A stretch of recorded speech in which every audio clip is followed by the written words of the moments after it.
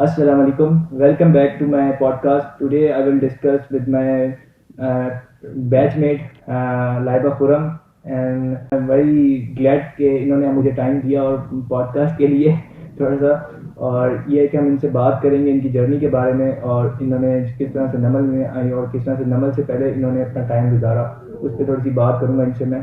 तो let me introduce my guest. ये debating society की विनिंग मतलब अचीवमेंट्स हैं बहुत सी इनकी डिबेटिंग सोसाइटी के अंदर, और हमारे डिपार्टमेंट में इनका मतलब डिबेटिंग सोसाइटी के अंदर नाम है। मतलब मैं चाहूँगा कि जो गेस्ट हैं वो खुद लाइबा फोरम जो है वो खुद अपने आप को इंट्रोड्यूस करवाएं, उसके बाद स्टार्ट करते हैं। जी अस्सलाम वालेकुम, थैंक यू सो मच आपने मुझे बुलाया, it's an honour for me. बाकी शुरू से स्टार्ट करते हैं। तो I was born in Faisalabad और मेरी स्कूलिंग वहीं की है। मैंने ओ लेवल्स किया था, तो उस वजह से मेरे ख्याल से मुझे थोड़ा सा एज मिलता है, क्योंकि उस एजुकेशन सिस्टम में बहुत सारी प्रेजेंटेशन होती हैं। तो तब से ही बचपन से ही मुझे बोलने का बहुत शौक था ऑन द स्टेज। तो I always thought that I belong on the stage, और मुझे कभी कोई फियर नहीं होता, मेरी कभी कंपनी टांगनी। तो मैं हमेशा से स्पॉटलाइट में रही हूँ अल्हम्दुलिल्लाह। एंड जिसकी वजह से आई फील लाइक कि आई हैव इनफ कॉन्फिडेंस कि मैं स्टेज पर जाके डिबेट कॉम्पिटिशन अल्हम्दुलिल्लाह विन करती हूँ। बाकी और ओ लेवल्स के बाद फिर मैंने एक स्कॉलरशिप के लिए अप्लाई किया था, और फिर उसके फैसलाबाद में हाँ फैसलाबाद में मैं थी, तो मैंने अप्लाई किया था। एक जापानीज स्कॉलरशिप थी, तो एक सीनियर थे, उन्होंने मुझे इंट्रोड्यूस कराया, तो मैंने अप्लाई किया। तो पहले उनका क्राइटेरिया ये था कि सिर्फ एक स्टूडेंट में सेलेक्ट होना था ऑल ओवर पाकिस्तान। मैंने कहाँ से सिलेक्ट हो जाना। तो I just applied to test my luck कि मैं किस हद तक जाती हूँ आगे। तो मैं अप्लाई कर दिया, और फिर सिलेक्शन हो गई फॉर द टेस्ट। तो मैंने टेस्ट के लिए अप्लाई, टेस्ट अच्छा सा हो गया, उसमें मेरे 90% स्कोर था, विच वाज गुड। ग्रेट। हाँ, तो उसके बाद फिर एक ऐसे कंपटीशन टेस्ट था, उसमें मेरी सेकंड पोजीशन थी। और उसके बाद फिर इंटरव्यू था, तो 3 इंटरव्यूज हुए थे। एक इंटरव्यू तो एक इस्लामाबाद में कंपनी है जो डील कर रही है, उन्होंने दिया। फिर दूसरा इंटरव्यू जापान। अच्छा, ये किस एज में, सॉरी इंटरप्ट कर रहा हूँ आपको, किस एज में आपकी ये मतलब आपने इंटरव्यूज दिए थे और स्कॉलरशिप पे अप्लाई किया था? I was 16 when I was doing it. It was scholarship ना under 18 बच्चों के लिए थी, and the name of the scholarship was Asia Kakehashi। कि मतलब वो जापान ने कहा था कि अंडर 18 जितने बच्चे हैं डिफरेंट कंट्रीज में, उनके साथ हम एक अच्छा कल्चरल एक्सचेंज प्रोग्राम स्टार्ट करते हैं, ताकि हम दूसरे के कंट्री को जान सकें और मैं जापान के कल्चर को सीख सकूं। तो उसी सिलसिले में फिर मैंने तीसरा इंटरव्यू इधर जापानीज एम्बेसी में दिया था। तो बहुत अच्छा रहा। तो फिर 1 महीना गुजर गया, तो कोई उनकी अपडेट ही नहीं आई। मैंने कहा नहीं हुई होगी सिलेक्शन, आई मूव्ड ऑन। मैंने कहा और स्कॉलरशिप्स आ जाएंगी। तो फिर जब उनकी कॉल आई, तो मुझे आज भी याद है, मेरी अम्मी नमाज पढ़ रही थी, और मैं इतनी जोर की चीख मारी कि उनकी नमाज भी डिस्टर्ब हुई। लेकिन फिर इनिशियल उनका रिएक्शन था कोई नहीं जाना, हमने नहीं भेजा अपनी बच्ची को। तो फिर उनको बहुत, ये एक अलग प्रोसेस था अपने पेरेंट्स को कन्विंस करना, क्योंकि मेरे साथ कोई भी नहीं जा रहा था। I was the only one from Pakistan who was going over there, and that too for an year. 1 साल का वो पूरा स्कॉलरशिप प्रोग्राम था। तो they were very scared because of ये आफिया सिद्दीकी केस भी, यू माइट नो कि उनको भी अमेरिका में रखा हुआ। तो दे वर वेरी स्केप्टिकल के भेजें कि ना भेजें। तो फिर मैंने उनको पूरा समझाया, उनको वेबसाइट्स दिखाई जापान की। फिर मैंने इस्लामाबाद की एम्बेसी में मिलवाया। अच्छा, आपके साथ और कोई मेंबर्स नहीं जा रहे थे जो यहाँ पर? अकेले नहीं, मैं अकेली गई थी। सिलेक्शन प्रोसेस में उन सब ने मेरी हेल्प की, लेकिन उन्होंने कहा ट्रैवल आपको अकेले ही करना पड़ेगा, क्योंकि it was a fully funded programme. मेरी अपनी जेब से कोई भी पैसे नहीं लगे। अच्छा। तो जापान की गवर्नमेंट ने ही बच्चों को स्पॉन्सर किया था। उन्होंने टिकट्स वगैरह, वहाँ का रहना, खाना पीना, एवरीथिंग। इनफैक्ट वो मुझे स्टाइपेंड भी देते थे एवरी मंथ। वो मुझे अच्छा खासा अमाउंट देते उधर जापान में, जो मेरे लिए बहुत सफिशिएंट था। उसी में मैंने घूमना फिरना किया, उधर खाना पीना, ट्रैवलिंग। तो बस इस तरह मैं उधर पहुंच गई। वहाँ पे कितना अर्सा, 1 साल आपने गुजारा है, और उसमें क्या कुछ सीखा? कितनी मुख्तलिफ कल्चर्स बंदा देखता है, न्यू कल्चर्स होते हैं, न्यू लैंग्वेजेस होती हैं, और आप नए लोगों से मिलते हो, और पाकिस्तान से अलग आपको एक वाइब्स आती हैं। तो आपने तो बहुत सी 1 साल के अंदर चीज़ें देखी होंगी और सीखी भी होंगी यार, कि मैं आपने सोचा यार वापसी क्यों जाऊँ, मैं यहाँ सीख रही रहती हूँ मैं तो। बिल्कुल ऐसे ही था। मैंने बहुत सारे कल्चर से मिली, बहुत सारे पीपल फ्रॉम डिफरेंट कंट्रीज से मिली, ऐसे ऐसे कंट्रीज से जिनका नाम ही नहीं मैंने सुना होगा। एक लड़की थी, वो लग्जमबर्ग की थी, जिसका मुझे पता भी नहीं था कि ये कंट्री एग्जिस्ट भी करता है। तो बहुत कुछ सीखने को मिला। और वहाँ पे जो मेरी ग्रूमिंग हुई है, विच आई बिलीव पाकिस्तान में रह के कभी भी नहीं हो सकती। क्योंकि when you are on your own, you get out of your comfort zone, you have to manage everything, your security, your finances. ऐसी है। तो जो बच्चे फिर बाहर जाके, नॉट जस्ट बाहर जाके, पाकिस्तान में भी जो अपने कंफर्ट जोन, अपने घर के दायरे से बाहर निकलते हैं ना, उनको काफी कुछ सीखने को मिलता है। इन चीज़ों से फेस किए मैंने, मुझे पता है कि आप किस तरह से, तो क्या है, हम एक चीज़ से, हमारे यहाँ इंग्लिश मीडियम स्कूल्स हैं, वहाँ पे इस तरह की चीज़ें प्रोवाइड ही नहीं की जाती, आपको बताया नहीं जाता कि यार आप आगे निकल सकते हैं, मूव ऑन हो सकते हैं यहाँ से भी, लेकिन वो चीज़ चलें, लैक ऑफ इंफॉर्मेशन है हमारे पास, वो चीज़ें हमें बाद में पता लगी कि यार 18 ईयर्स के बाद मुझे पता लगा कि स्कॉलरशिप्स भी कुछ होती हैं। मुझे उस टाइम मैं ख्याल से 8 या 9 के बाद कुछ आइडिया हुआ था स्कॉलरशिप्स का, उससे पहले हमें नहीं था। तो आपको तो 15 ईयर्स के अंदर आपको आइडिया होगा, तो आपने अप्लाई किया, और आप आई थिंक ए लेवल के बीच में सही, तो वहाँ पे आपने मुख्तलिफ कल्चर्स और न्यू फ्रेंड्स बिल्कुल जापानीज सीखी मैंने वहाँ पे। वो जो मेरा स्कूल था ना, वो था तो बिल्कुल Japanese school he, but they could understand a little bit of English, तो उसका हमारी कम्युनिकेशन। ये कौन सी एज की बात है? 2016 या 2018 की बात है। तो तब मैं गई थी, और बिल्कुल 2019 में मैं वापस आई थी। आपने उसमें मतलब बहुत सी कोई नई स्टोरीज देखी होंगी वहाँ पे, या कुछ ना कुछ ऐसा भी हमें हमारे लिए इंटरेस्टिंग हो, कोई आप बताना चाहें तो? स्टोरीज तो बहुत सारी है, मैं शुरू होगी तो ये पॉडकास्ट 3 घंटे की जाएगी। कोई ऐसी शॉर्ट स्टोरी हो जो इंटरेस्टिंग हो, जो जहाँ से आपको बहुत कुछ सीखने को मिला हो, जो लगा हो यार पाकिस्तान में ये चीज़ नहीं थी, जो मैंने वहाँ पे आपने देखी कि यार ये चीज़ हमें शायद पाकिस्तान में भी इसको होना चाहिए था, ये चीज़ को, इस चीज़ को। वहाँ पे जो लोगों में मैंने ऑब्जर्व किया, दे आर वेरी पंक्चुअल। अगर 4 बजे का टाइम है तो वो 3:55 पे वहाँ होंगे। ऐसी है। उनकी ट्रेन 1 सेकंड भी अगर लेट होना, तो वो प्रॉपर स्पीकर के ऊपर एक सॉरी नोट का अनाउंसमेंट होती है, that we are very sorry कि 1 सेकंड भी हम लेट आए। तो दे आर वेरी पंक्चुअल, बहुत टाइम मैनेजमेंट स्किल्स उनकी बहुत अच्छी हैं, और वो जितना वैल्यू अपने टाइम को करते हैं ना, इसी वजह से मेरे ख्याल से वो इतना आगे गए हैं, क्योंकि दे नो कि हमने छोटे से टाइम स्पैन में कितना काम कर सकते हैं, और हम बस बैठे बैठे यूं ही 1 घंटे रील में जाया करते हैं। सही बात है। हमारे यहाँ स्टूडेंट्स का ये है ना कि आप अभी यूनिवर्सिटी लेवल्स में भी देख रहे हैं कि हम स्किल्स की तरफ नहीं जाते, हम कहते हैं कि हमारे पास बैठे बिठाए कोई इनकम आती है, तो वो बड़ी मुश्किल चीज़ है। आप कहना आसान होता है, लेकिन स्किल्स के बगैर आप कहीं भी अचीव कोई चीज़ नहीं कर सकते। तो आपने वहाँ पे वो चीज़ें देखी, आपने खुद से आपके अंदर स्किल्स की, फिर कब से हुआ गया मुझे भी कोई स्किल सीखनी चाहिए, आप उस टाइम मतलब प्रोसेस में थी उस चीज़ के? जो सेल्फ डिस्कवरी का मेरा सारा प्रोसेस था ना, वो जापान में हुआ था। उस 1 साल के अंदर मैंने सोच लिया था कि मैंने अपनी ज़िंदगी में किस तरह इसको स्ट्रक्चर करना है कि आगे इन the future I will have a smooth life. तो वहाँ पे मैंने काफ़ी कुछ सीखा। राइटिंग मैंने वहीं से स्टार्ट की थी, बिकॉज मैंने इनिशियली स्टार्ट अपने ट्रैवल ब्लॉग से किया, ब्लॉग से किया था। तो I used to write the stories, और मैं उसको अपने एक पर्सनल, मेरा मीडियम के ऊपर पेज था, medium is like a platform blog. अच्छा, तो ब्लॉग वेबसाइट है ना, उसके ऊपर मैंने प्राइवेट रखा हुआ, उसको मैंने शेयर नहीं किया। मैं शायद अपनी बुक लॉन्च करूँ ना, इंशाल्लाह, जापान का सफरनामा, तो उसमें probably I will add all those stories. उसमें से कुछ बताना चाहें जो आप बुक में ऐड करेंगी, हमें भी अगर उसमें से कोई रिवील करने चीजें जो? हाँ, मतलब बहुत सारे इंसिडेंट्स, छोटे छोटे इंसिडेंट्स, जैसे आज के दिन में क्या हुआ, सही उस टाइप की मैं लिखती थी। तो एक दफा वहाँ पे जापान में, you might know that Japan का सुसाइड रेट बहुत हाई है, even though they are very successful, but it is not the happiest nation in the world. और उनकी बहुत सारी सुसाइड, तो उनका एक बहुत फेमस सुसाइड फॉरेस्ट है, उसमें मैं गई थी। तो वो जो था ना, काफी हॉरिफिक इंसिडेंट था, उसके बारे में मैंने काफी चीजें लिखी हुई हैं। और जब मैं हिरोशिमा गई थी, हिरोशिमा का सबको पता है, जैसे बिल्कुल तबाह हो गया था, तो वो वहां जाए तो लगता ही नहीं है कि यहाँ पे कुछ हुआ था। इतना एडवांस हो चुका है हर चीज, इस्लामाबाद से 10 टाइम्स बेटर है वो सिटी। सिर्फ एक उन्होंने जगह रखी हुई है जो उनको याद दिलाती है उस जगह की, जो टूरिस्ट अट्रैक्शन है, जहाँ पे बॉम्ब एग्जैक्ट गिरा था। Otherwise everything in Japan is 15-20 years ahead of the rest of the world. ऐसी है। अब क्या लगता है कि वो पाकिस्तान से हमसे कितना आगे हैं वो लोग? हम टेक्नोलॉजी में तो हम सबको पता है कि जापान हमसे बहुत आगे है, बट उनके जो एक सोच है, आपको क्या लगता है कि वो हमसे कितना, सोशलाइजेशन तो करते हैं वो लोग, लेकिन हमसे काफ़ी अलग है वो। हम जो है ना उस चीज़ को एक नेगेटिव वे में ले जाते हैं चीज़ों को, बट वो पॉजिटिव वे में उस चीज़ को सोचते हैं और उसको ठीक करने की कोशिश करते हैं। हमारे यहाँ चीज़ बहुत कम मैंने देखी है। तो आपने इस चीज़ को देखा होगा और आपने इसमें काफ़ी कुछ सीखी भी होनी चाहिए, हो सकता है ये चीज़ें।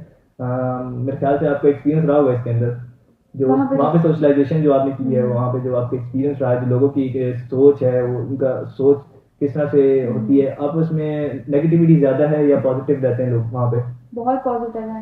हर कल्चर को वो, जैसे हमने सुना है बाहर कंट्रीज में इस्लामोफोबिया बहुत है। Japan is the only country जहाँ मेरा नहीं ख्याल किसी का भी कोई ऐसा इंसिडेंट फेस किसी ने किया होगा।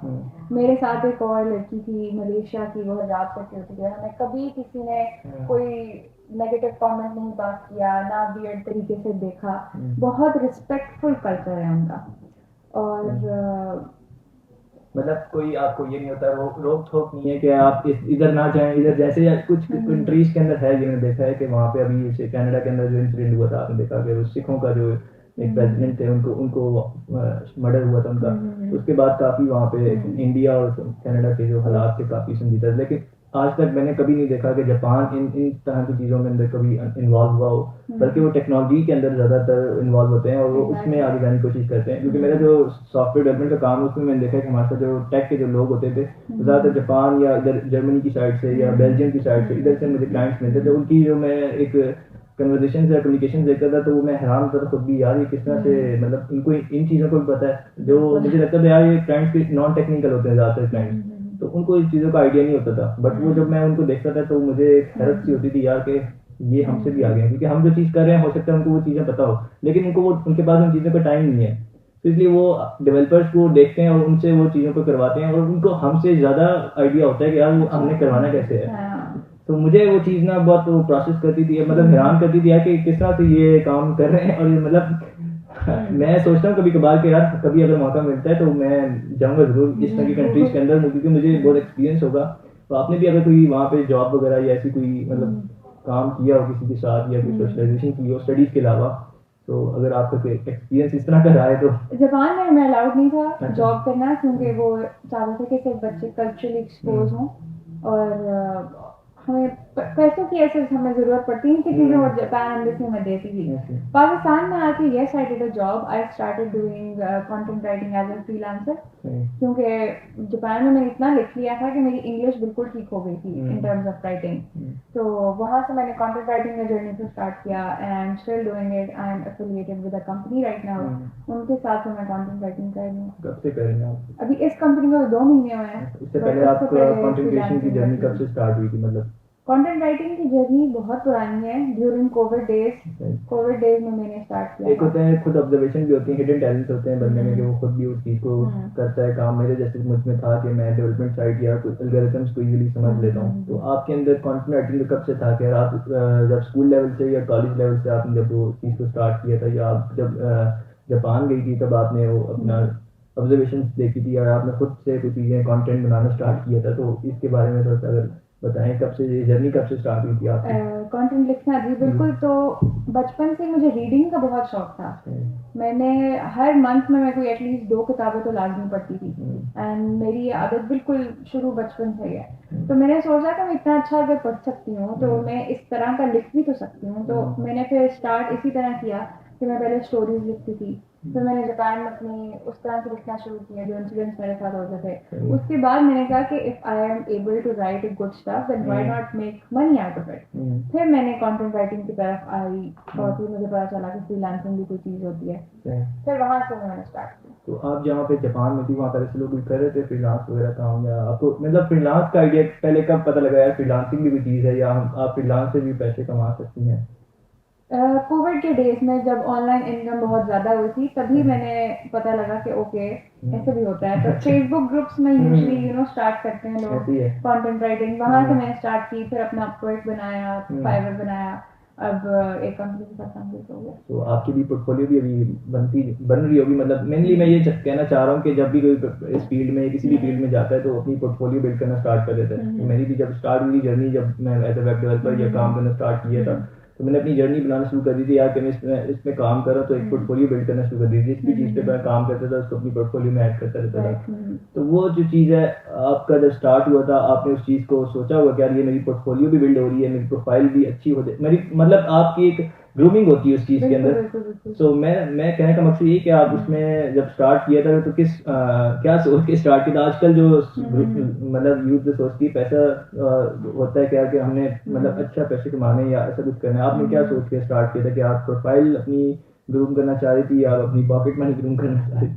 पॉकेट मनी करना चाह रही थी इनिशियली तो पॉकेट मनी ही क्योंकि I was like I am grown enough I should not be dependent on my parents any more अब मैं अपने स्किल्स को यूटिलाइज करके क्यों ना कुछ करूं तो स्टार्ट तो मैंने उसी तरह किया था but I don't see my self working in the content writing in the future क्योंकि चैट जीपीटी आ गए हैं इस तरह के और एआई टूल्स आ जाएंगे जो कि कंटेंट राइटिंग को बिल्कुल रिप्लेस कर देंगे बट मुझे नहीं लगता क्योंकि वो आपके लिए हेल्प के लिए ठीक है बट आप उससे आपकी ऑब्जर्वेशंस नहीं आपको कर सकता है कभी भी चैट जीपीटी या कोई भी एआई का टूल तो ठीक है वो आपके लिए हेल्प के लिए अच्छा है आपको कोई ना कोई आपको आइडिया दे देता है आइडियाज के लिए अच्छा है तो ठीक है तो आपने उसके बाद मतलब जापान के बाद आने के बाद नमल में किस तरह से या नमल की जर्नी बाद में थी या जापान करने के बाद कुछ और भी आपने ट्राई किया था? बीच में मैंने किया था ना अच्छा जब कोविड डेज थे तब इतना बाहर जाना तो हो नहीं रहा था तो I am a big fan of मीठा अच्छा मुझे मीठा बहुत पसंद है तो हम बाहर नहीं जा सकते थे मैंने कहा why not try at home तो मैंने घर से स्टार्ट किया बेकिंग सीखी मैंने यूट्यूब से ही बेकिंग सीखी कोई 10-12 केक जलाए फिर मुझे हुआ कि फिर मैंने मुझे ये वाला स्किल आ गया कि अब मैं बहुत अच्छे केक्स कपकेक्स कुकीज तो फिर मैंने अपना ये होम बेस्ड बिजनेस स्टार्ट किया था back in the home Covid के टाइम में और 2020 से अब तक काफी मैंने केक्स बना के ओवर 100 केक्स तो बना के मैंने बेचे होंगे कस्टमाइज्ड केक्स तो इंस्टाग्राम पर जब मैंने प्रोफाइल बनाया तो फिर मैंने अपने थोड़ी मार्केटिंग वगैरह की और फिर क्लाइंट्स आ गए उन्होंने कहा ऐसा केक चाहिए तो it's still in the run मामा चला रही हैं even though I am here लेकिन वो भी एक बिजनेस चल रहा है so I am thinking of continuing that in the future नहीं अच्छी बात है आप उस चीज़ को जिसमें एक होता है पैशन एक आता है उसमें चीज़ों में आप मतलब मुख्तलिफ चीज़ों में आप मल्टीटास्किंग करते हैं और मुख्तलिफ चीज़ों में आप कोई काम करते हैं जैसे मैं अब बहुत सी चीज़ें ऐसी हैं जिनमें मैं सोच रहा हूँ कि यार उन्हें भी काम करना है उन्हें भी करना है लेकिन एक आपका होता है कि यार आप देखते हैं कि आप अपने टाइम को भी और एक चीज़ों को मैनेज करके चलते हैं और उस हिसाब से तो आपने उसमें बेकिंग जर्नी स्टार्ट हुई वो कितने अभी भी कर रही है काम उस पर बिल्कुल अब वैसे तो मैं यहाँ हूँ लेकिन जब भी घर जाती हूँ तो आई स्टिल कंटिन्यू बट पीछे से काम चल रहा था यहाँ पे भी किसी को हॉस्टल में बना के खिलाया आपने नहीं हॉस्टल में मैं अलाउड नहीं इसीलिए नहीं तो उसके बाद यूनिवर्सिटी की जर्नी कब स्टार्ट हुई थी आपकी नमल में आप किस तरह से आई थी I have a thing for learning languages Japan जब मैं गई थी जापानीज तो सीखी थी तो मैंने कहा था why not learn more languages क्योंकि I like to communicate अच्छा मैं इसमें सॉरी आप इंटरप्ट कर रहा हूँ इसमें कुछ चीज़ मैं कोई भूल तो नहीं रहा कि आपने जब डिबेटिंग का कब स्टार्ट किया था वो नमल से पहले किया था या नमल में आने के बाद किया था वो मैंने आपको बताया ना कि मैं बचपन से ही स्टेज पे रहती थी चाहे वो कंपेयरिंग हो चाहे होस्टिंग हो चाहे स्पीच हो चाहे डिबेट हो वो मुझे बुला ले स्कूल लेवल से आपने स्कूल लेवल से हाँ बिल्कुल प्राइमरी स्कूल से फिर हाई स्कूल में सब बचपन से ही मैं करती आई थी तो यूनिवर्सिटी में भी जब मैं आई तो मैंने फर्स्ट सेमेस्टर के फर्स्ट वीक में ही नमल डिबेटिंग सोसाइटी ज्वाइन कर ली मैं वही हैरान था फर्स्ट सेमेस्टर में हमारी कौन सी ऐसी लड़की हैं जो पहली पोजीशन लेकर आई डिबेटिंग में वो उस टाइम हमारी क्लास के सीआर हनान से आप जानती वो भी इन्होंने पार्टिसिपेट किया था तो उस टाइम मुझे एक काफी शौक लगा यार फर्स्ट सेमेस्टर से कौन ऐसा बच्चा है जो मतलब पहली पोजीशन लेकर आ रहा है डिबेटिंग सोसाइटी से तो बड़ी अच्छी अल्हम्दुलिल्लाह अल्लाह का बहुत शुक्र है बचपन से क्योंकि मुझे आदत थी इसलिए मुझे वो स्टेज फियर एज सच नहीं है तो यहाँ पे आके लेकिन सोसाइटी में काफ़ी ग्रूमिंग हुई कंटेंट लिखने में बहुत मेरा इम्प्रूवमेंट आई है तो यूनिवर्सिटी में फिर डिफरेंट यूनिवर्सिटीज़ में जाके जब हम बोलते हैं वहाँ के कॉम्पिटिशन में पार्टिसिपेट करते हैं तो अल्हम्दुलिल्लाह I have one 4 all Pakistan declaration competition sorry मैं आपको इंटरप्ट कर रहा हूँ आपकी जर्नी पीछे रह गई नमल वाली नमल में किस तरह एडमिशन लिया आपने और किस तरह से आपको लगा कि यार नमल ही बेस्ट है मेरे लिए या और भी किसी यूनिवर्सिटी में अप्लाई किया था आपने मैंने बहुत सारी यूनिवर्सिटीज में अप्लाई किया था और ऑलमोस्ट सभी में ही हो गया था तो नस्ट में मेरे 165 नंबर थे बट आई कुडंट गो क्योंकि फाइनेंशियल रीजंस की वजह से I could not afford the hostel over there और रहना मुझे इस्लामाबाद में ही था बिकॉज पाकिस्तान में I believe Islamabad is like the best city अब आपको मैं बताऊं मैं कराची से इस्लामाबाद मूव हूं सिर्फ इस्लामाबाद के लिए नमल में मैंने पैसे में भी अप्लाई किया था नमल में भी किया था लेकिन नमल में मेरा एडमिशन हो गया तो मैं मतलब मैंने लिया इस्लामाबाद में आने के लिए था क्या इस्लामाबाद में रहना तो मेरा भी कुछ सिमिलर ही है इस्लामाबाद में जाना था इस्लामाबाद की हाई यूनिवर्सिटी में मैंने अप्लाई कर दिया था फिर unfortunately due to some financial reasons I am stuck here in Namal लेकिन अल्हम्दुलिल्लाह my journey is going great. I have met some great people in my life in नमल जिनसे मैंने बहुत कुछ सीखा है और इंशाल्लाह अभी बहुत सारे सेमेस्टर्स आगे पड़े हैं। अच्छा, सीखने का प्रोसेस में ये होता है ना कि कुछ लोग आप खुद से उस चीज़ को आप खुद से इस चीज़ में कोशिश करते हैं, आप जब तब आपको उस चीज़ में सीखने को मिलता है, उस चीज़ जर्नी में मज़ा भी आता है। अब यूनिवर्सिटी जिस तरह की भी हो, यूनिवर्सिटी आपको चीज़ें प्रोवाइड कर रही है, अपॉर्चुनिटीज़ दे रही है, नहीं दे रही है, लेकिन आप खुद उस चीज़ को वेल कर रहे हैं नहीं कर रहे, ये आपका ऊपर डिपेंड करता है। क्योंकि मैंने काफ़ी हमारे यहाँ यूनिवर्सिटी में कल्चर देखा है कि लोग उस चीज़ में पार्टिसिपेट नहीं करते जो उनके लिए एजुकेशनल वे या नॉलेजेबल होती है, तो वो खुद पार्टिसिपेट नहीं करते, यूनिवर्सिटी से निकलने के बाद कहते हैं जी हमारे लिए यूनिवर्सिटी ने कुछ नहीं किया या हमें यूनिवर्सिटी में मज़ा नहीं आया।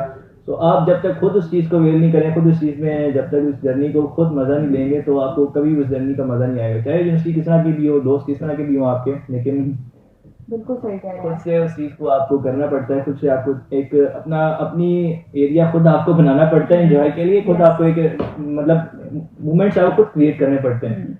तो सॉरी मैं आपको इंटरप्ट करके दरमियान में। बिल्कुल नहीं, ऐसे ही है ना, देखिए बहुत सारे बच्चों को पता ही नहीं होगा कि सोसाइटीज भी है नमल में, ऐसी है। तो क्लीन ग्रीन सोसाइटी है जो कि बहुत अच्छा प्लांटेशन का काम करती है, वो क्लीन ड्राइव्स करती है, डिफरेंट एरियाज में जाके हाइकिंग पे जाते हैं और साफ सफाई भी करके आते हैं। तो ये एक सोशल वर्क इतना इम्पोर्टेंट है, अगर फ्यूचर में मास्टर्स के लिए उनको स्कॉलरशिप अगर चाहिए, फॉर एग्जांपल फुल ब्राइट हो गया या यूके की वो जो है, तो उसके लिए अगर आपको अप्लाई करना है तो आपको यूनिवर्सिटी में ये सारे प्रोसेस करने पड़ते हैं, डिफरेंट सोसाइटीज के साथ एफिलिएट होना पड़ता है ताकि आपका पोर्टफोलियो बिल्ड हो। तो बच्चे नहीं करते। अगर खुद आप यूनिवर्सिटी नहीं भी करिए, आप खुद से कोशिश कर सकते हैं उसके लिए। जब जैसे मेरी फील्ड है वेब डेवलपमेंट की, मैं ऐसे कोशिश कर रहा हूँ कि अपने उसमें कंटेंट क्रिएशन के अंदर कुछ इस तरह से काम करूँ, तो हो सकता है उधर से मुझे कोई क्लाइंट्स मिल जाए या मेरी एक पोर्टफोलियो वहाँ से भी बनती है, क्योंकि आजकल सोशल मीडिया के अंदर आप जितना अच्छा काम करेंगे आपकी पोर्टफोलियो वहाँ से भी बनती रहती है। सो मुझे लगता है कि यार आप जितने भी स्टूडेंट्स हैं, जो भी हैं, वो न्यूबीज हैं, जो भी आना चाह रहे हैं यूनिवर्सिटी, उनको खुद से अपॉर्चुनिटीज़ क्रिएट करनी पड़ती हैं। कभी भी यूनिवर्सिटी आपको क्रिएट नहीं करे, आपको बुलाएगी कि यार आप आएँ इधर और बैठ के हमारे लिए काम करें, या आप कुछ इस तरह करें जैसे हम अभी पॉडकास्ट कर रहे हैं। तो ये हमने खुद से सोच के किया है, किसी यूनिवर्सिटी ने नहीं हमें कहा कि यार आप आएँ और पॉडकास्ट करें। तो ये चीज़ें जो है ना, खुद से आपको मूवमेंट क्रिएट करने पड़ते हैं, अपने लिए खुद आपने सोचना होता है। तो आप जब यूनिवर्सिटी में आए उसके बाद, जैसे मैंने देखा डिबेटिंग सोसाइटी का, जो मुझे सेकंड सेमेस्टर में पता लगा था, मुझे नहीं पता था कि जब आपका मेरे ख्याल से फर्स्ट पोजीशन आई थी तब मुझे आइडिया हुआ था कि यार डिबेटिंग सोसाइटी कोई है, हमें नहीं पता, हमें अवेयरनेस नहीं थी उस टाइम, किसी ने बताया नहीं क्लासेस में आके कोई डिबेटिंग सोसाइटी के कोई इवेंट्स हो रहे हैं। तो उस टाइम जो है ना मुझे आइडिया नहीं था, लेकिन अब जाके आइडिया होता जा रहा है कि इस तरह से भी हमारा आर्ट्स एंड फोटोग्राफी का जो अभी डिपार्टमेंट बना है और काफ़ी अच्छा काम कर रहे हैं वो लोग भी। तो उधर भी इवेंट्स होते हैं, वहाँ पे हम जाते हैं और काफ़ी कुछ सीखने को मिलता है। हालांकि वो हो सकता है कुछ लोगों के लिए बोरिंग भी होता है, लेकिन कुछ ना कुछ सीख ही लेते हैं वहाँ से। तो आप अभी मतलब थर्ड सेमेस्टर है आपका, और इन थर्ड सेमेस्टर्स के अंदर आपने बहुत से अप्स एंड डाउन और नेगेटिव पॉजिटिव चीज़ें गैदर की होंगी आप, तो उनके बारे में तो मैं बात नहीं करूँगा। मैं सिर्फ आपकी अभी तक जो जर्नी रही है, और उसके बाद आपने भी एज अ पब्लिक स्पीकर आपने काम किया है नेशनल लेवल पे भी, मतलब पेशावर काफ़ी आपने सिटीज़ के अंदर जाके आपने डिबेट में हिस्सा लिया है। तो उधर का एक्सपीरियंस थोड़ा सा बताएं, और नमल किस तरह से आपको अपॉर्चुनिटी देता है कि आपका मतलब स्टेज पर आएँ और एज अ पब्लिक स्पीकर काम करें, तो उसके बारे में थोड़ा सा बताएं। बिल्कुल, डिबेटिंग सोसाइटी जो है हमारी, इवन दो ये नमल के अंदर ही है, लेकिन जैसे हम ढूंढते हैं कि कौन सा कंपटीशन आ रहा है, यूनिवर्सिटी हमें नहीं बताती कि उस यूनिवर्सिटी में कंपटीशन आया तो आप लोग जाएं, हम खुद ही ढूंढते हैं, फिर हम यूनिवर्सिटी को बताते हैं जाके, फिर हम डीएसएस सर को बताते हैं कि सर ये देखिए ये कंपटीशन आ रहा है फलां डेट को इस यूनिवर्सिटी में, तो हमने जाना है, हमें फंड्स दें, हमने जाना है। तो हम पेशावर गए, हम वहाँ 3 दिन का हमारा स्टे था, तो सारा खर्चा यूनिवर्सिटी ने उठाया। इस तरह यूनिवर्सिटी बहुत सपोर्ट करती है बच्चों को, लेकिन you still have to prove yourself to the university कि अगर आप यूनिवर्सिटी आप पैसा लगा रही है तो हाँ, तो आप उनको कुछ करके दिखाएं, आप उनको ट्रॉफीज ला के दें, फिर एक म्यूचुअल रिलेशनशिप बिल्ड होता है स्टूडेंट और हायर अथॉरिटीज के दरमियान। तो इसी वजह से उसके बाद काफी इजी हो गया, हम जब फर्स्ट पोजीशन लेके आए। आपका तो रिलेशन काफी अच्छा बन गया जब आपने नमल के अंदर डिबेटिंग सोसाइटी के अंदर अपना मतलब फर्स्ट पोजीशन ली थी। उसके बाद जो डिबेटिंग सोसाइटी के लोगों में आपका एक अच्छी परसेप्शन बन गई थी कि आप नेक्स्ट इवेंट्स होंगे उसमें भी अच्छा पार्टिसिपेट कर सकते हैं। उसके बाद आपने जब पेशावर में किया, वहाँ भी अच्छा आपने रिजल्ट नमल को दिए। नमल अब आपको जब आप रिजल्ट अच्छे देंगे तभी नमल किसी कोई भी यूनिवर्सिटी आपको सपोर्ट करती है। जब आप इनके नमल हम यूनिवर्सिटी सपोर्ट नहीं करिए, आप कुछ नहीं कर रहे, तो फिर आप मतलब मतलब सोच क्या रहे हैं फिर तो? ऐसे ही है। तो कायदे आजम में भी हम गए, वहाँ से 3rd पोजीशन थी मेरी, वहाँ एयरएड में गए, एयरएड में फर्स्ट थी। तो ऐसे डिफरेंट जो बड़े बड़े बिग यूनिवर्सिटीज हैं इस्लामाबाद एंड रावलपिंडी, वहाँ से तो हम जीत गए हैं। Next goal is to go in Lahore. मुझे पता लगा इसका भी।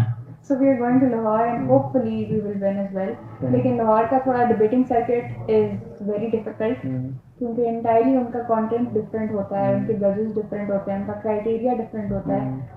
सो the thing is, if you are confident and if you think कि अगर आप अपना बेस्ट दे रहे हैं तो ठीक है। If you are satisfied with your performance, फिर विन और लूजिंग डजंट रियली मैटर। जरूरी नहीं है कि आप कंपटीटर्स को देखें, आप अपनी परफॉर्मेंस को जज करें और देखें उसमें क्या बेटरमेंट क्या आपने अपने ओन पे कितनी इम्प्रूवमेंट की है पिछले कंपटीशन। अब आपने देखा है लाहौर या फैसलाबाद का जो हमारा कल्चर है और वहाँ की जो ज़बान है, उस हिसाब से उनका जो एक मतलब टंग होती है, वो जो उनका मतलब एक रिदम बना होता है, वो एक पंजाबी कल्चर कितना होता है, वो आपने देखे वो डिबेटिंग से ज़्यादा पंजाबी ज़बान में कुछ लोग करते हैं। तो वो भी एक होता है कि आपको एक इंटरेस्टिंग हो जाता है और आपके लिए कह रहा हमने अब किस तरह से इनसे बेहतर करना है। जैसे आपने देखा, मैंने काफ़ी जगहों पे देखा है कि कुछ अपने कल्चर के हिसाब से वो बात करते हैं और वो उस हिसाब से वो चीज़ों को देखते हैं। तो डिबेटिंग सोसाइटी के अंदर कोई आना चाह रहा है या नमल के अंदर जो भी इंटरेस्टेड स्टूडेंट्स हैं, आपको क्या लगता है कि उनको किस तरह से क्या करना चाहिए, यार आपने क्या किया था? तो नमल में ज़रूर आए, यहाँ बहुत सारी अपॉर्चुनिटीज़ हैं, लेकिन ढूंढनी पड़ती हैं। लैंग्वेजेस की यूनिवर्सिटी तो है ही, आप मॉर्निंग में अपनी डिग्री करें और मैं इवनिंग में प्रैक्टिस क्लासेस भी ले रही हूँ। अच्छा। तो मुझे लैंग्वेज, क्योंकि लैंग्वेज यूनिवर्सिटी में अगर आप लैंग्वेज नहीं सीख रहे तो फिर फ़ायदा क्या है? तो इसीलिए आप लैंग्वेजेस सीखें, डिफरेंट सोसाइटीज़ का पार्ट बनें। और फिर डिबेटिंग सोसाइटी में अगर स्पेसिफिकली आना चाहते हैं तो एवरी ईयर हमारी स्टार्ट ऑफ द सेमेस्टर में हम लोग नए बच्चे इंडक्ट करते हैं।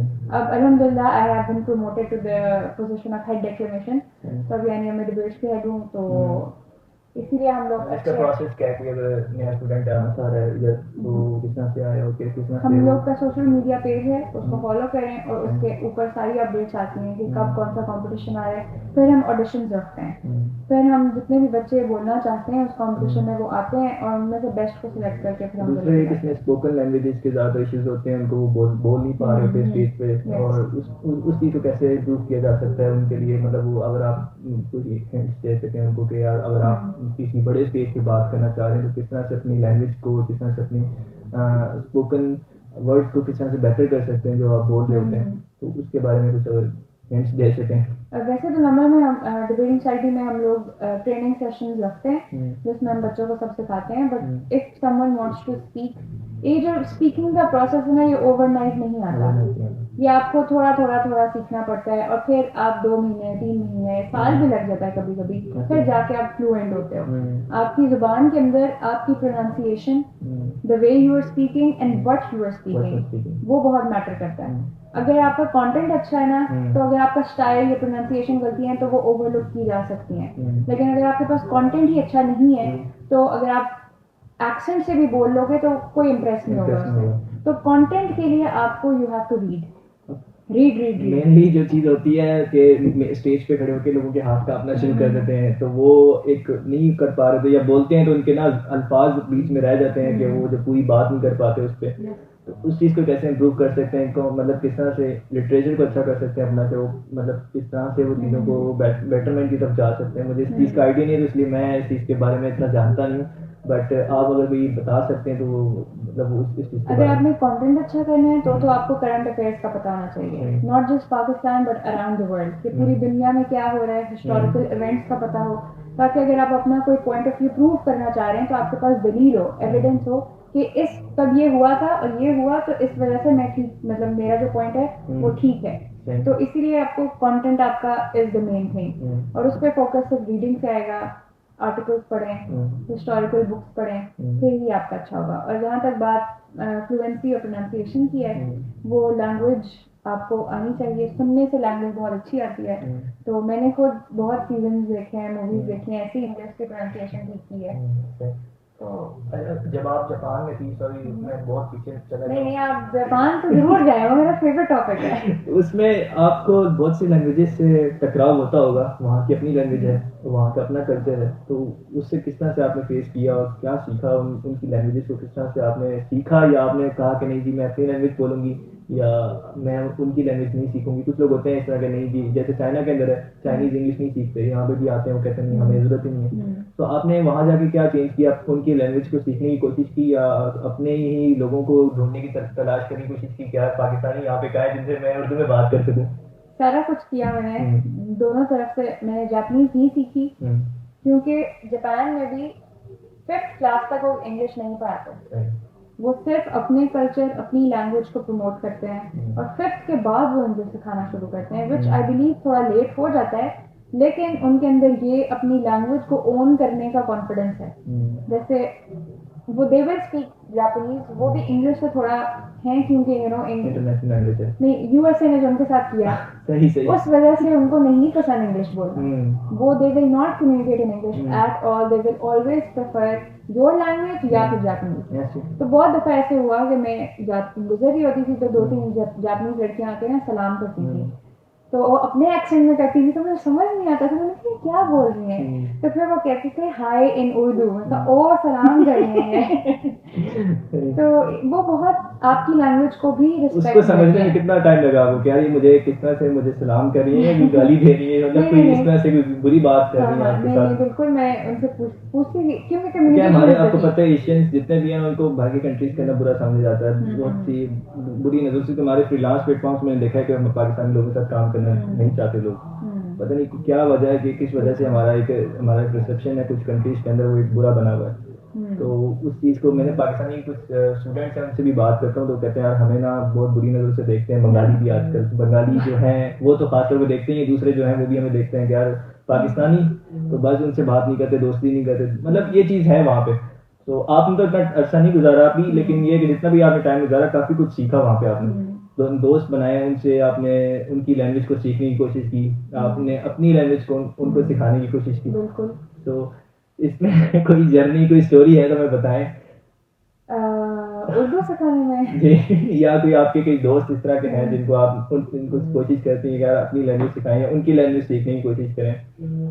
जब जापान में जब उनको उर्दू ही सिखाती होती थी थोड़ी थोड़ी बिल्कुल फ्रेजेस, तो उनकी लैंग्वेज में ना एल नहीं है। अच्छा। तो मेरा नाम तो स्टार्ट ही लाइबा से होता है, तो मुझे लाइबा नहीं कह पाते थे, वो मुझे रे से बुलाते थे, लाइबा।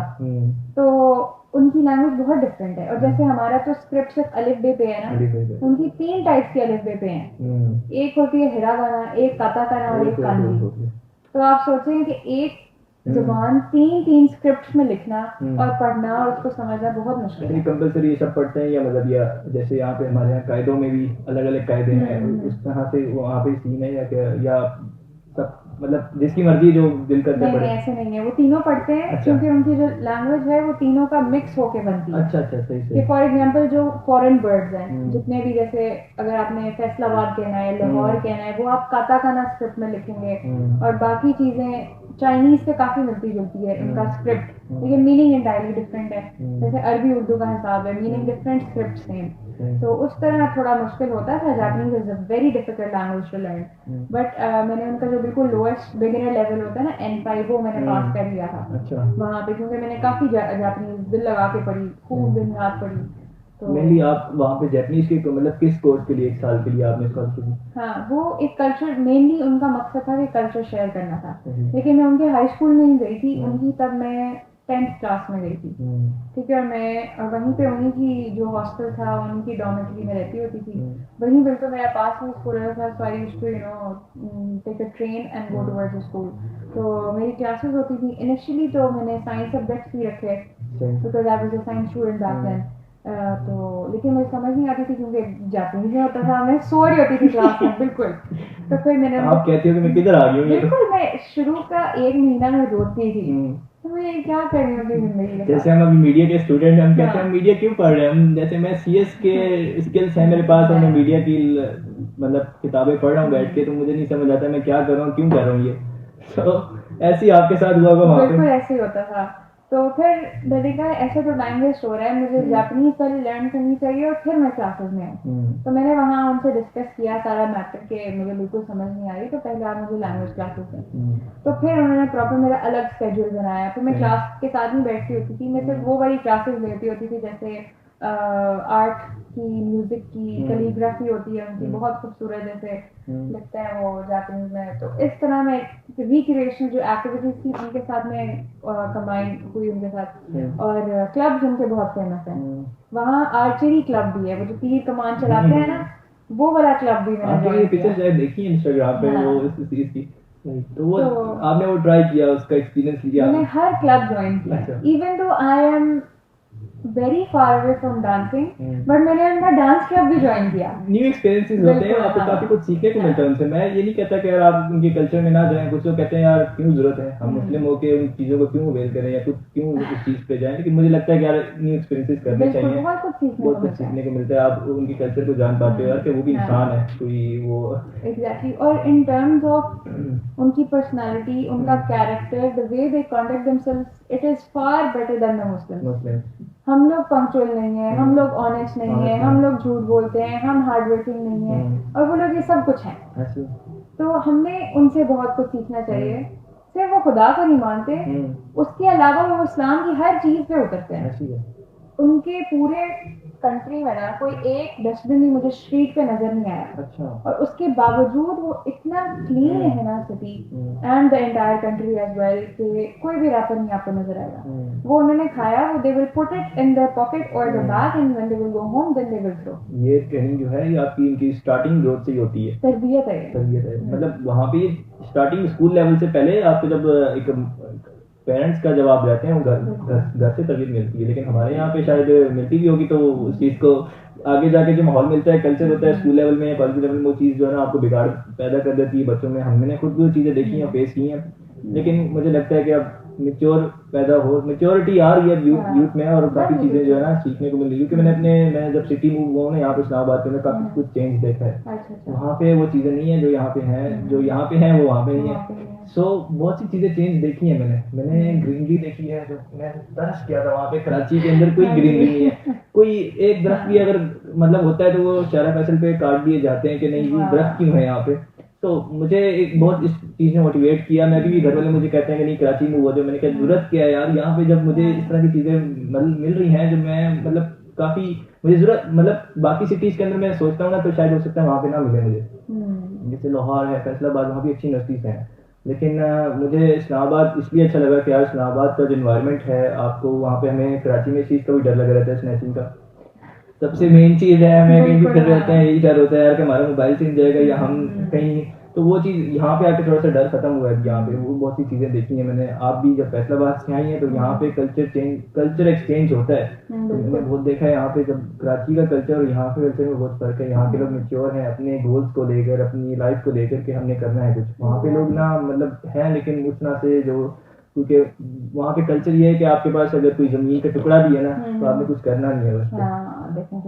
हाँ, तो बस आप कुछ करने की जरूरत नहीं है, मतलब आपके पास जब इनकम आ रही है, सोर्स ऑफ इनकम, तो बस जिंदगी गुजारें। ये जो चीज़ है ना वो बहुत डिमोटिवेट करती है हमें। तो मैं तो यहाँ पे जितना भी टाइम रहा हूँ, मेरे जितने दोस्त हैं वो मुझे डिमोटिवेट ही करते रहे कि यार क्या पढ़ने की जरूरत है, क्यों पढ़ रहे हो आप, या आप क्यों स्किल सीख रहे हो, कहीं इन्वेस्ट करो, ये करो। मतलब मुझे वो चीज़ें ना बहुत डिसअपॉइंट करती थी उस टाइम। मुझे लगता था यार कि मुझे अपनी इस कल्चर से, इस गैदरिंग से मूव ऑन होना चाहिए। तो आप भी जब फैसलाबाद से यहाँ आई, वहाँ की और यहाँ में क्या आपको डिफरेंस लगा कि यार यहाँ में और वहाँ में कितना डिफरेंस है? वहाँ के लोग एजुकेशन को सीरियस बिल्कुल लेते नहीं हैं, एक्सेप्ट फॉर जो अच्छे स्कूल्स हैं वहीं पे सिर्फ पढ़ाई अच्छी होती है। वहाँ के गवर्नमेंट स्कूल्स का बिल्कुल कोई हाल नहीं है। अच्छा। बाकी मुझे इतना एक्सपीरियंस नहीं है क्योंकि अल्हम्दुलिल्लाह मेरे पेरेंट्स ने बहुत अच्छी मुझे एजुकेशन दी है, तो मैं बिल्कुल इस चीज़ से रिलेट नहीं कर सकती कि गवर्नमेंट स्कूल में क्या माहौल होता है। तो लेकिन लोगों को शऊर नहीं है, खाया पिया फेंक दिया, सफाई का तो बिल्कुल ख्याल नहीं है। ये ऐसी चीजें जो अगर आप एजुकेटेड नहीं भी हैं तो भी आप सीख सकते हैं कि आपका रीजन सिखाता है। मसला है ना, हम ऐसे लोगों को अवेयर भी करते हैं तो वो हमारी चीज़ को इग्नोर करते हैं, हमारी बात भी इग्नोर करते हैं, तो क्योंकि उनको उस चीज़ की तरबियत नहीं मिली होती। वो अब आप देखें छोटी सिटीज़ के अंदर हम कभी भी अवेयरनेस के लिए भी कभी एक कैंपेन अगर रन करते हैं तो वो हो सकता है वहाँ पर फेलियर भी नहीं होती, क्योंकि वहाँ पे चीज़ें जो है ना हमारी बात सुनी नहीं जाती इस तरह से। तो इसलिए जो मैं बेटरमेंट जो करनी है इंसान को, अगर मूव ऑन होना है तो मैं तो कहता हूँ इस्लामाबाद मूव हो जाए, वही उसके लिए ज़्यादा बेटर है। वही उसकी लाइफ कुछ हो सकता है जीरो से लेकर काफ़ी कुछ 90% चेंज हो जाए उसकी लाइफ में, जो हो सकता है पहले नहीं था। बिल्कुल। तो अभी अगर आपने ये बात की ना कि अब बहुत अच्छी बात की, मुझे बहुत अच्छा लगा कि आपने कहा कि वो इस्लामाबाद आए, आपने ये नहीं कहा कि वो बाहर चले गए। मेरे लिए ना इस्लामाबाद भी एक सिटी ऐसा है कि जो पाकिस्तान में एक वाइड सिटी है, जो हमें लगता है कि यार हम कहीं किसी बाहर की कंट्री के अंदर आ गए। जो बाहर नहीं जा सकता वो हो सकता है इस्लामाबाद आके इतना खुश हो जाए और वो चीज़ों को देख के, लेकिन बाहर भी जाना चाहिए, बाहर के कल्चर से आप बहुत कुछ सीखते हैं। लेकिन फिर वापस भी जरूर आए, जरूर है, पाकिस्तान के लिए सर्व करें। एग्जैक्टली, पाकिस्तान के लिए सर्व करें। और अगर आप एज अ फ्रीलांसर या किसी कोई भी काम कर रहे हैं, कोई भी स्किल्स है आपके पास, तो अपने पाकिस्तान के लिए सर्व करें और यहाँ बैठ के पैसे कमाएं। लोग मैंने देखा है कि वो कहते हैं नहीं जी आप हम वहाँ जाके डॉलर्स कमाएंगे। मैंने कहा यहाँ बैठ के भी डॉलर्स कमा सकते हो, यहाँ आप बैठ के अपने जितना वहाँ कमा रहे हो उससे ज़्यादा आप यहाँ कर सकते हो। लेकिन सोच का फर्क है, वो ज़्यादातर ये होता है कि वो एक कंफर्टेबल इन्वायरमेंट के अंदर निकलने की कोशिश में ज़्यादातर वो बाहर निकल जाते हैं। और मुझे ऐसा लगता है कंफर्टेबल एनवायरनमेंट नहीं होता, लेकिन वो आपको लग रहा होता है सिर्फ वहाँ पे ना सिर्फ अट्रैक्टिंग सैलरीज ही हैं सिर्फ। लेकिन देखिए आप इतनी एजुकेशन पाकिस्तान से आपको मिली और आप उस कंट्री में जाके सर्व कर रहे हैं, आपको उल्टा करना चाहिए, आप उधर से जाके पढ़ें और यहाँ आके सर्व करें। अच्छा एक बात बताना, जैसे मुझे अभी मैं सॉफ्टवेयर पर काम कर रहा हूँ, तो मुझे अगर यहाँ से बेटर सैलरी वहाँ मिलती है किसी जर्मनी किसी कंट्री के अंदर, तो मुझे ऐसा बंदा सोचेगा यार कि वहाँ जाके काम करें, क्योंकि वहाँ पे आपको डबल ट्रिपल सैलरीज मिल रही हैं जो यहाँ पे आपको नहीं मिल रही हैं। यहाँ पे सॉफ्टवेयर डेवलपर को लाख 1.5 लाख भी बड़ी मुश्किल से दिया जाता है। तो इस सिलसिले में पता मैं क्या कहूँगी, आप जरूर जाएं, वहाँ जाके काम करें, वहाँ जाके उनका काम सीख लें सारा, मैं वही कहना चाह रहा हूँ, पैसे बना के वापस आए, यहाँ पे अपनी कंपनी खोलें। मेरे काफी दोस्त हैं इस तरह जो काम कर रहे हैं, वो एज अ सेल्स फोर्स मतलब बाहर की कंपनीज के अंदर उन्होंने एक्सपीरियंस लिया, यहाँ क्या वो जो चीज में काम करें उनको बाहर के एक्सपीरियंस उनका काफी यहाँ पे काम आ रहा है। वो अपने स्टार्टअप भी लेते हैं ना, तो उनके पास एक डबल माइंडेड होते हैं, उनको चीजों को काफी आइडिया होता है। तो अच्छा है क्या अगर आप बाहर जाते हैं, आपको अवेयरनेस होती है, काफी कुछ सीखने, कल्चर अवेयरनेस होती है। एक मतलब आप कोई भी काम करना चाह रहे हैं तो आप एक स्टार्ट से लेकर चीज़ों को ना देखते हैं कि यार मैं किस तरह से बाहर काम कर सकते हैं कोई भी चीज़। क्योंकि मेरे दोस्त हैं वो क्या कहते हैं कि कंपनीज को बाहर रजिस्टर करवाते हैं और यहाँ सेल्स फोर्स उनकी जो वर्क फोर्स है वो यहाँ बैठ के कर रही है काम। तो वो चीज़ भी काफ़ी अच्छी है, मुझे लगती है कि यार हाँ हम अपने मुल्क के लिए भी कर रहे हैं काम और बाहर के और क्लाइंट्स के लिए भी कुछ ना कुछ कर रहे हैं, तो वो भी ठीक है। अच्छा हम नमल पे आते हैं वापस दोबारा, हम कहीं और निकल गए थे। तो नमल में अब 3rd सेमेस्टर आपको क्या लगता है कि यार मीडिया की फील्ड से आप कितना आगे जा सकते हैं, और आपको क्या लगता है कि जरूरी थोड़ी हर बंदा जर्नलिस्ट बने, तो आपको क्या लगता है आप किस फील्ड में काम कर सकती हैं और किस फील्ड में पाकिस्तान के लिए सर्व कर सकती हैं? आपको लगता है कि यार मैं इस चीज़ में अच्छी हूँ, या इस मीडिया फील्ड से नमल से पढ़ कर कुछ मतलब होता है। मैंने काफ़ी दोस्त ऐसे देखे हैं वो यूनिवर्सिटी से पढ़ के कहते हैं कि हमें यूनिवर्सिटी ने कुछ नहीं दिया या हमें कुछ नहीं किया। तो आपको क्या लगता है इन 4 सालों में आप क्या कुछ सीख सकती हैं और कहाँ अपने आप को देखती हैं? बहुत ही मुश्किल सवाल है लेकिन मैं ऐसा बिल्कुल नहीं कहूँगी कि यूनिवर्सिटी ने मुझे कुछ नहीं दिया, क्योंकि जो चीज़ें मैंने यहाँ आके सीखी हैं वो मैं कभी भी अपने बिस्तर पर बैठ के लैपटॉप के थ्रू नहीं सीख सकती। The things you learn while interacting with the people, you cannot learn from your skills on the YouTube वगैरह। तो in the future, if I get a good opportunity in this field, I will definitely work. I want to be affiliated with ISPI. Okay. Controversial, but true. I also want to continue my baking business. I want कि जैसे layers है उस तरह मेरा baking business भी हर city में हो। So that is a passion, but in order to fulfill that passion, I need a little revenue. और उस revenue को इकट्ठे करने के लिए I will definitely do a job in the field.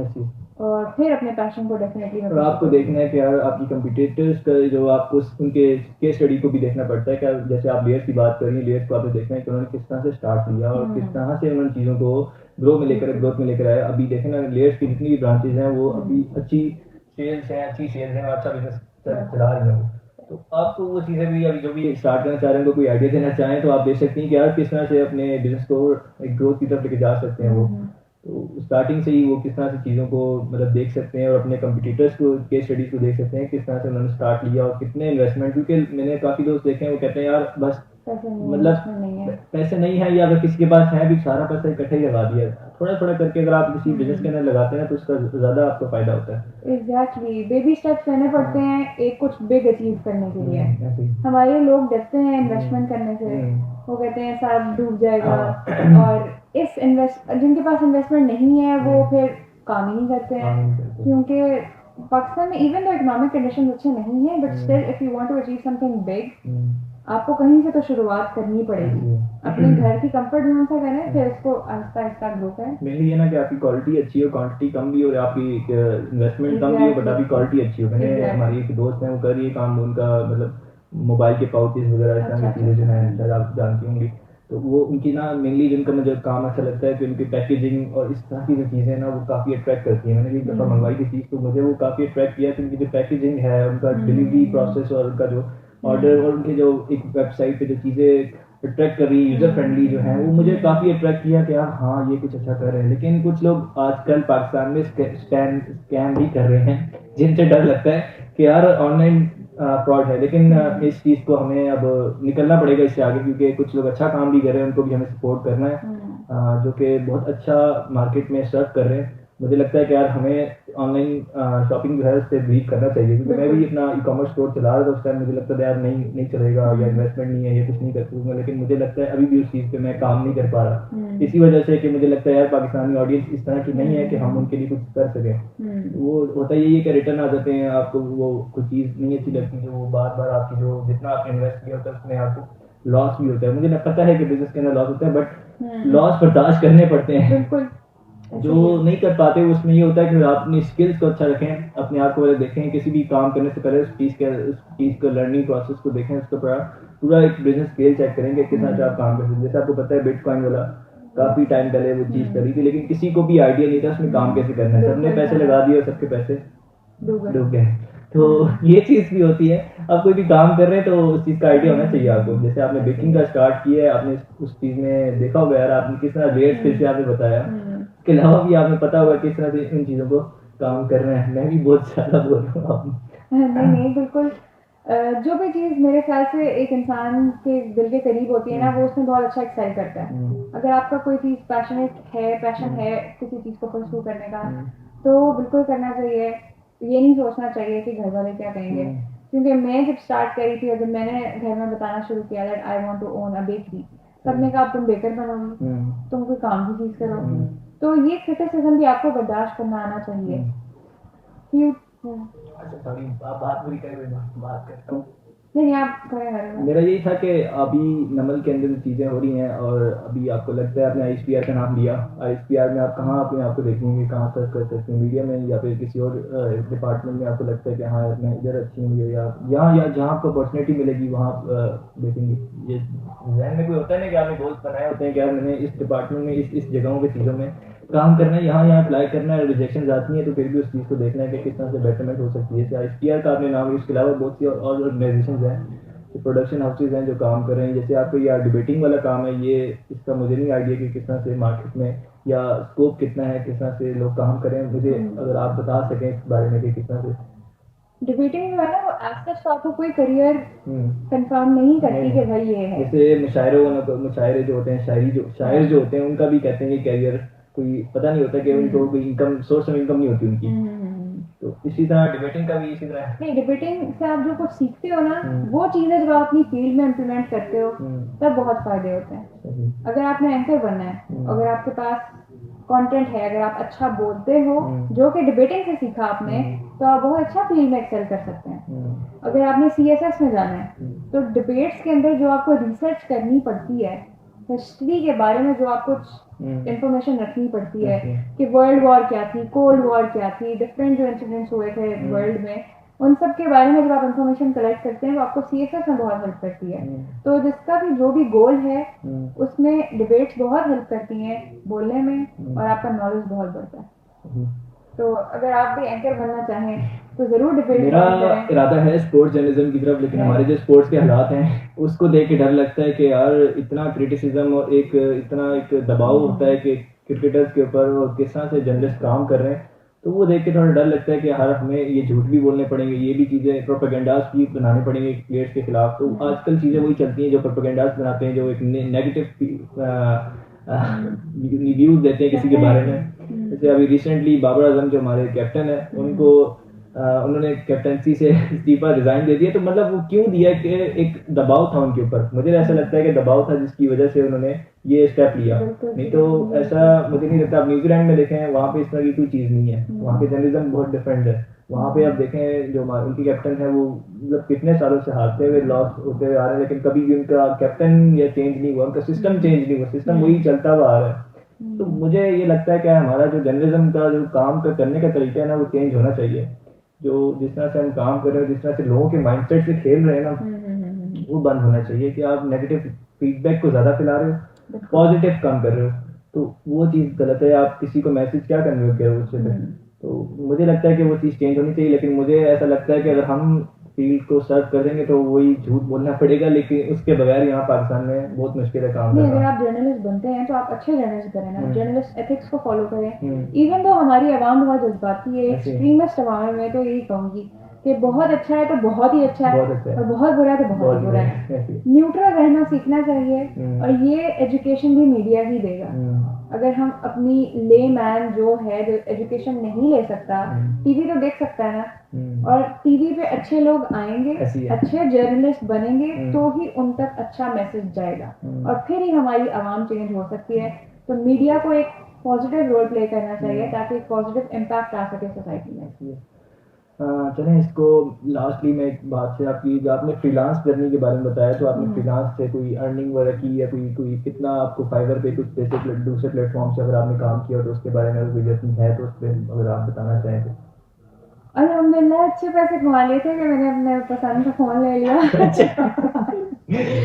नहीं मतलब कितना आपको ऐसा हो गया इस पे काम करते हुए किसी प्लेटफॉर्म पे, एक फ्रीलांस प्लेटफॉर्म पे, और कितना आपको मतलब आप फ्रीलांस प्लेटफॉर्म कौन से जिन पे काम कर रही हैं, और कौन सी स्किल्स हैं आपके पास जिसकी वजह से आप अच्छी अर्निंग कर रही हैं, मतलब ये अभी फिलहाल तो I am affiliated with the company, उसका नाम है फिएस्टा, तो उनके साथ मैं काम करती हूँ। उससे पहले जब मैंने फ्रीलांसिंग की थी तब हमारा एक जैसे ग्रुप बनाता था जिसके अंदर डिफरेंट लोगों के अकाउंट्स थे, और सब अपना काम एक जगह कंपाइल करते थे। एग्जैक्टली। और फिर जिसके पास भी जो भी स्किल है रिगार्डिंग वट एवर, फिर वो अपनी स्किल के अकॉर्डिंगली उसको करता था। हमारे पास मैथ्स का बहुत काम आता था, लेकिन मेरी मैथ्स बहुत बुरी है तो मैं वो कभी काम नहीं किया। जैसे मेरे पास FYP प्रोजेक्ट्स आते हैं, फाइनल ईयर प्रोजेक्ट्स होते हैं, तो वो मैं इन पे काम करता हूँ, वो भी काफ़ी अच्छा मेरा एक्सपीरियंस रहा है उसमें। तो मैं सोचता हूँ यार कि ये खुद अपना 4 साल जो इन्होंने पढ़ा है वो खुद क्यों नहीं कर पा रहे चीज़ों को। मेरे पास एक इंग्लैंड का ऑक्सफोर्ड यूनिवर्सिटी का बच्चा था जो कश्मीर से था, उन्होंने मुझे कहा कि यार आपको मैं $500 दूंगा, मेरा आप फाइनल ईयर का प्रोजेक्ट करवा दें किसी तरीके से। उन्होंने मुझे टाइम भी दिया,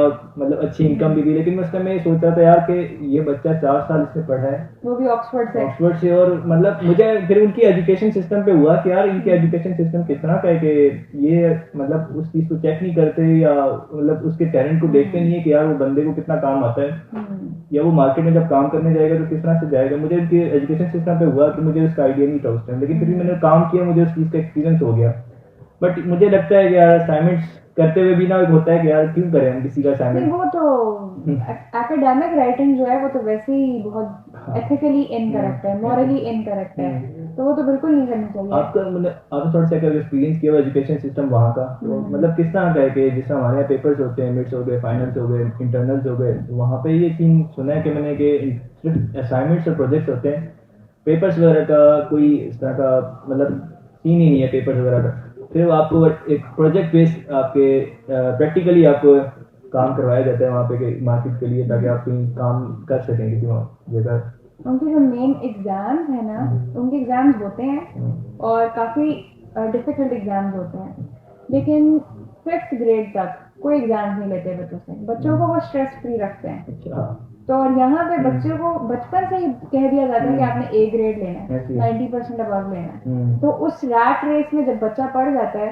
फिर वो नहीं कुछ करता। तो 5th ग्रेड तक वो बिल्कुल स्ट्रेस फ्री रखते हैं अपने बच्चों को, और उसके बाद उनको फिर वो टेस्ट में लेके आते हैं, टेस्ट एग्जाम उनके होते हैं, एंट्रेंस एग्जाम होता है। क्या लगता है कि ये ठीक है, या हमारा जो पाकिस्तान का एजुकेशन सिस्टम है वो ठीक है? वैसे तो पता है हमें, लेकिन फिर भी अगर आप इसके बारे में कोई राय रखती हैं। नहीं, अकॉर्डिंग टू मी टेस्ट लेना बुरी बात नहीं है, लेकिन टेस्ट का क्राइटेरिया सबके लिए इक्वल हो, एजुकेशन सबके लिए इक्वल हो। अगर आप किसी एक टेस्ट कर रहे हैं लोगों को, बच्चों को, तो उन सबको उतनी ही एजुकेशन दी जाए जो एक प्राइवेट स्कूल में पढ़ा है, जो गवर्नमेंट स्कूल में पढ़ा है। फिर जब वो लोग यूनिवर्सिटीज में अप्लाई करते हैं, प्राइवेट स्कूल और गवर्नमेंट स्कूल वाले बच्चे, प्राइवेट स्कूल वाले बच्चों को डेफिनेटली उनकी एजुकेशन ज़्यादा है, फिर वो आगे निकल जाते हैं। तो एक जो सिंगल नेशनल करिकुलम है ना पाकिस्तान का, वो मेरे ख्याल से होना चाहिए और हर साल अपडेट होना चाहिए। आई थिंक ये हुआ भी था, लेकिन दोबारा से वो लॉ जो है ना खत्म हो गया है। हमारे यहाँ सिंध के अंदर शायद आपको इस चीज़ का आइडिया हो ना, क्योंकि वहाँ पे ये होता है कि बच्चा अगर नहीं पढ़ने वाला तो वो उस चीज़ को पैसे दे के अपने पेपर्स पास करवा लेता है। हाँ जी।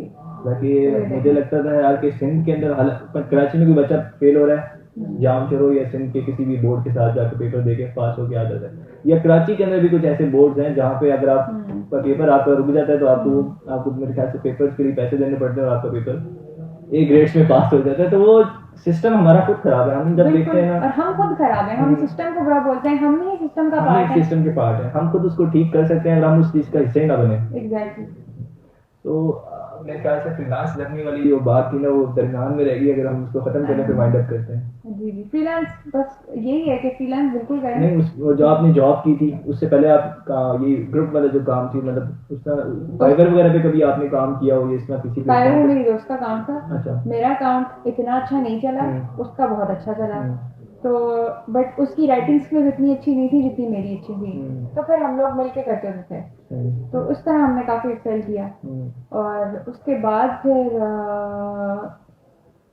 ठीक है, हाँ, ये बहुत पुरानी बात है क्योंकि मैं कब से कर रही हूँ। अच्छा, तो इस वजह से चले कोई बात रह गई हो तो मुझे लगता है कि फिर इंशाल्लाह नेक्स्ट पॉडकास्ट में किसी और आपकी जो टीम है, मुझे याद आ गया आपने टीम जो यहाँ पे सेकंड सेमेस्टर के अंदर आपने एक प्रोजेक्ट किया था जो काफी वो जो मीडिया इंडस्ट्री का था, वो मेरे ख्याल से काफी लोगों ने देखा और मुझे लगा था सबसे अच्छा प्रोजेक्ट आप लोगों का था वो। Thank you. तो मुझे उसके बारे में बताएं कि आप लोगों ने किस तरह से वो काम किया था और किस तरह स्क्रिप्ट लिखी थी और आपकी टीम मेंबर्स में मतलब किस तरह से आप लोग काम करते हैं। जो हमारे भी सेकंड सेमेस्टर के स्टूडेंट्स हैं वो इस चीज़ में मीडिया इंडस्ट्री का भी प्रोजेक्ट करने वाले हैं, तो वो इस चीज़ में घबरा रही नहीं किस तरह से हमने काम करना है और क्या मतलब किन किन चीज़ों को टीम वर्क क्या होता है। उनको टीम वर्क कभी नहीं पता हमारे यहाँ स्टूडेंट्स को कि टीम वर्क क्या होता है, काम कैसे करना है, मतलब एक स्क्रिप्ट कैसे लिखनी है, किसी चीज़ का आइडिया ही नहीं है। आप लोगों ने जब किया था किस तरह से क्या टीम वर्क था, थोड़ा सा अगर आइडिया हो तो। हमने इस तरह से किया था, हमारी अप्रोच थी कि जिसके पास जो स्किल है ना, हमने बताया कि मैं ये कर सकता हूँ, मैं ये कर सकता हूँ, मैं ये कर सकता हूँ। तो फिर जैसे जो बॉयज थे they were very good at editing, girls script writing में बहुत अच्छी थी। तो हमने स्क्रिप्ट आइडिया जब जनरेट किया ना, idea generation is very important क्योंकि वो फर्स्ट स्टेप है। तो तब हम सब इकट्ठे बैठे, किसी का एक आइडिया किसी को भी नहीं पसंद आया तो हम क्रॉस कर देते थे, क्योंकि टीम वर्क तभी अच्छा होता है जब सब एग्री हो। इसमें एक चीज ये भी है ना कि आप ये भी सोच के कर रहे हैं कि यार यूनिवर्सिटी का प्रोजेक्ट है, नंबर मिल जाएंगे, बस आप इसको सीरियसली लेके कर रहे हैं और आप कुछ सोच रहे हैं कि यार हो सकता है इससे कुछ सीखने को मिल जाए, मेरी पोर्टफोलियो बन जाए, कुछ इस तरह आप लोगों ने सोच के किया तो हो सकता है उस चीज का रिजल्ट अच्छे मिले आप लोगों को, बहुत अच्छे रिजल्ट थे। बूम स्टोरीज शायद आपको पता हो, हमारा इंस्टाग्राम पे पेज है, वहाँ पे हमने ये पोस्ट किया। Almost everyone, stopped using that social media accounts except for our group. We are still continuing that campaign. वो सबने सोचा कि ये एक प्रोजेक्ट है यूनिवर्सिटी का, खत्म। बट हम एक्चुअली चेंज लाना चाहते हैं लोगों की सोचों में कि वो औरत को एज एन ऑब्जेक्ट ना देखें, इंस्टेड एक अच्छे तरीके से पर्सनालिटी के तौर पर उनको जज करें, उनके जो राइट्स हैं वो उनको मिले, जो इस्लाम में जो उनके राइट्स हैं एटलीस्ट वो तो उनको मिले ना। सही बात है, जो उनके बेसिक फंडामेंटल राइट्स हैं। इसलिए आप उस चीज को सीरियसली उस चीज को लिया और कैंपेन को रन कर रहे हैं। हाँ, स्टिल आप हमारा पेज देखें, स्टिल हम अवेयरनेस प्रोजेक्ट उस पर करते हैं। तो इसीलिए जो टीम वर्क है ना, आप अच्छी टीम देखें और उनके अकॉर्डिंगली जिसके पास जो स्किल है उसको कंबाइन करके। अच्छी टीम मिलना ही तो बहुत मुश्किल है आज के टाइम में, बहुत मुश्किल हो जाता है कि किसी के साथ काम करना। और अभी हमारा जो ग्रुप है जो हमारा था उसमें स्क्रिप्ट हमने खुद लिखी और बाकी जो ग्रुप मेंबर्स थे उन्होंने हमारे साथ इतना कोलैबोरेशन नहीं की, तो बड़ा मुश्किल था। हमने सिर्फ नंबर्स के लिए वो कोशिश किया कि यार चलो कर देते हैं, लेकिन मुझे लगता है कि यार जो स्टूडेंट्स कर रहे हैं उनको सीरियसली लेके करना चाहिए। अगर किसी भी कैंपेन पे काम कर रहे हैं तो यूनिवर्सिटी आपको खुद आके नहीं बताएगी कि यार आपने करना है। ज़रूरी बात यह है कि आप खुद उस चीज़ में जब जाएंगे खुद उसको सीरियस लेंगे और अपने सोचेंगे यार ये मेरी पोर्टफोलियो में बन रही चीज़ या मैं जिस चीज़ में काम कर रहा हूँ हो सकता है ये मेरे किसी आगे काम आ जाए। एक बात ऐड करूँगी कि सिर्फ नंबर्स के पीछे ना जाए हमारे स्टूडेंट्स, और पोर्टफोलियो बेशक बनाएं, बहुत अच्छी बात है, लेकिन उसके साथ आप एक्चुअल सोसाइटी को चेंज करने के लिए जो कर रहे हैं ना वो आपका मैटर करता है। मेच्योरिटी इसमें ही होती है कि आप खुद तो कुछ अपने लिए तो कर रहे हैं, लोगों के लिए क्या कर रहे हैं। Exactly. लोगों के लिए क्या कर रहे हैं, आप लोगों के लिए अगर कुछ कर रहे हैं तो फिर आप सोसाइटी के लिए कुछ कर रहे हैं, तो फिर आप एक सोसाइटी के अच्छे मेंबर हैं।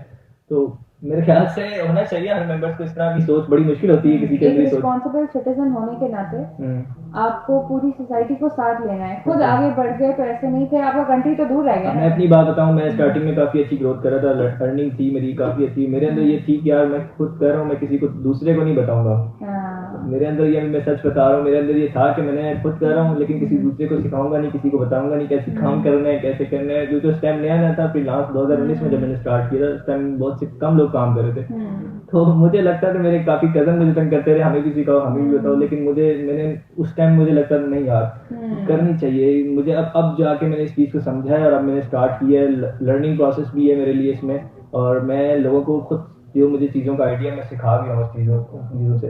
तो मुझे लगता है कि अगर आपको कोई चीज़ थोड़ी सी भी आती है ना, आप लोगों को सिखाएं, हो सकता है उससे आपको डबल कुछ ना कुछ सीखने को मिल जाए। एग्जैक्टली, जो कहते हैं ना कि नॉलेज बांटने से बढ़ता है, उसी तरह हमें सेल्फिश नहीं होना, हमें पूरी सोसाइटी को साथ लेकर चलना है। उसी तरह चलें इंशाल्लाह नेक्स्ट पॉडकास्ट में भी आपकी, मुझे उम्मीद है कि टीम मेंबर जितने भी हैं उसके साथ बैठ के मजीद बात करेंगे। बहुत अच्छा लगा आपसे बात करके। Thank you so much for your time. Thank you for having me, it's an honour कि आपने मुझे बुलाया। Thank you so much, and next podcast में इंशाल्लाह न्यू गेस्ट के साथ आपको मैं मिलूंगा। थैंक यू सो मच, अल्लाह हाफिज।